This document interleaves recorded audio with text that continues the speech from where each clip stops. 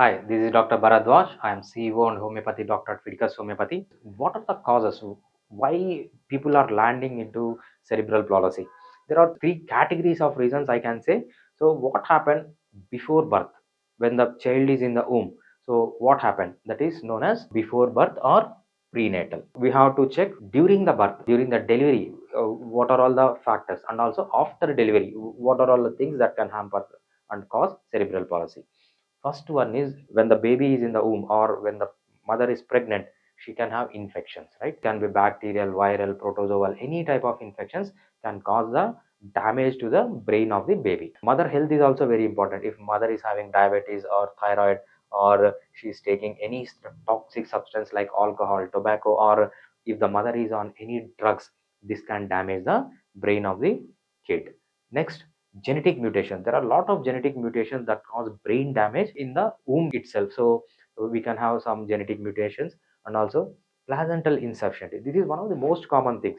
So you can see that in pregnancies, when there is more than one kid or one fetus developing in the womb, they can have less blood supply, or sometimes even with single fetus, so there can be constriction of uterine artery, or there are so many pathologies that can happen that reduces the blood flow to the fetus. So mother gives the blood to the fetus, right? There is a exchange of nutrients and lot of other things between mother blood and fetus blood. When mother blood is not giving sufficient nutrition or not taking out sufficient waste materials from the body of the kid, it can lead to brain damage, that is known as placental insufficiency. And also radiation exposure. There are a lot of radiations. When you are going through airport, you are exposed to radiation, or when you are taking any walking through, or there are a lot of places where you are exposed to radiation. So if the mother is exposed to radiation, especially in the hospital, or taking x-rays, something like that, it can also cause brain damage to the kid. These are all the risk factors or causes for cerebral palsy. Next one is, what are the causes during birth? So when the baby is about to born, or when the mother is in labor, what can happen? What are all the things that can go wrong? One is birth asphyxia. So immediately after the birth, the patient or the kid should cry, the baby should cry. If the baby doesn't cry, what happens is the lungs will not filled with oxygen, and the oxygen will not go to the different parts of the body, especially brain. So when the baby is in the womb, mother is breathing for him, and the oxygen is exchanged between mother and the baby. So mother is getting sufficient amount of oxygen. When the baby comes out, immediately the lungs has to function and give supply of oxygen to the brain. If the baby is not crying and the lungs are not expanding and the lungs are not taking oxygen, so it can cause hypoxic brain damage, means brain will get less oxygen. That's the reason brain gets damage in the kids. That is known as birth asphyxia. Premature birth.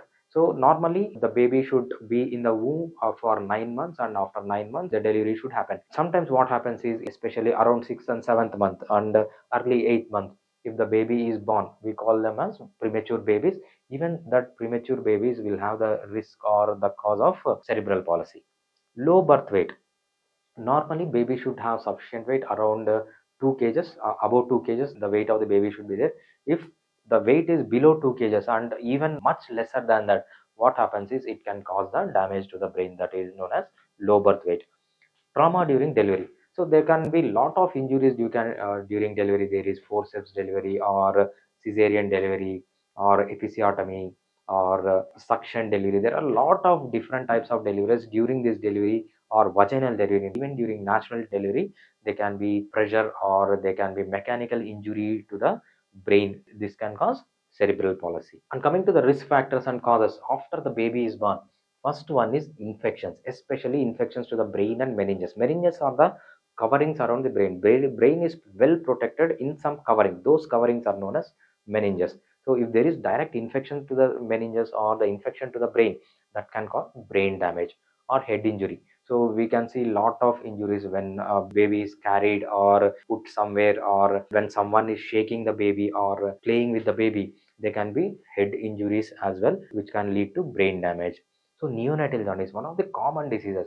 So some people or some kids are born with jaundice. It can be pathological jaundice or physiological jaundice, whatever, pathological jaundice or physiological jaundice. If the serum bilirubin levels are too high for a long time, that can cause cerebral palsy as well. Lack of oxygen and choking.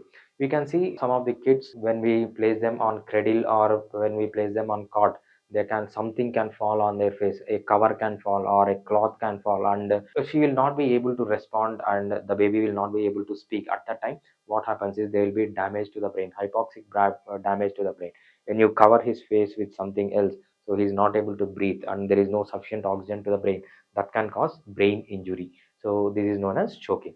And also there can be sometimes clots and bleeding due to any reason. So there are some diseases that can cause clots in the brain of the baby or bleeding in the brain of the baby. This can lead to brain injury. So these are all the causes after the birth. Then coming to the risk factors, what are the risk factors? So multiple birth means if there are twins or triplets or quadruplets, if there is less space and more people within that space, that is one of the risk factors.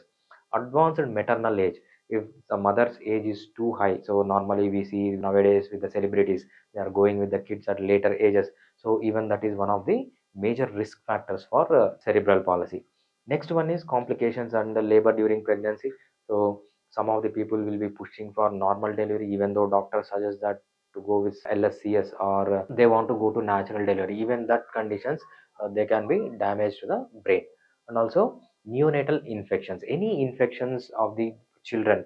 So it can be bacterial, it can be viral, it can be protozoal or parasitic infections, can cause cerebral palsy in the later stages. These are all the risk factors for cerebral palsy.